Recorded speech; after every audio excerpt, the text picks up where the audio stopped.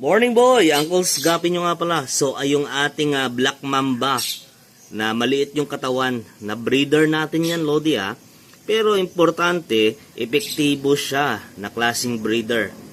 At malalaki na rin yung mga anak niya, pwede na i-back cross baby place. Kaya kinokondisyon muna natin siya. Siguro yung tubig dito Lodi Bells, kailangan mababa para i-kondisyon natin siya, mabuntis niya.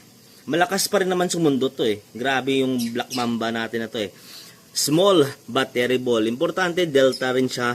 Big dorsal at eto na nga yung ating Zinga Blue. Naku, malalaki na rin yung mga female na fry nito. I-back to ankle natin. At ito, yan, Lodi Bells, malalaki. Puro female yan Mga Zinga Blue Lodi. Mga 1 week ata lalagay natin dyan. At yan rin Lodi Bells, yung back to tatay. Yung pastel ni Alfie Hernandez.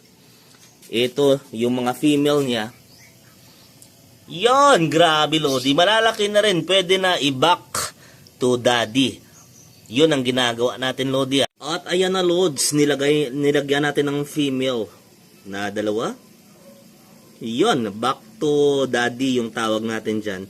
Pero yung issue dito parang bata pa masyado yung female. At sana pinalaki natin muna, ano ba? Susundot pa rin yan Lods. Importante habang bata pa divergenize. Grabe naman tayo Lodi. Yung mga female. Mali ata yung desisyon natin Lodi na i-breed na agad sila. Pwede na siguro yan Yung tubig dito kailangan siguro mababa. Okay? Fantastic Lodi.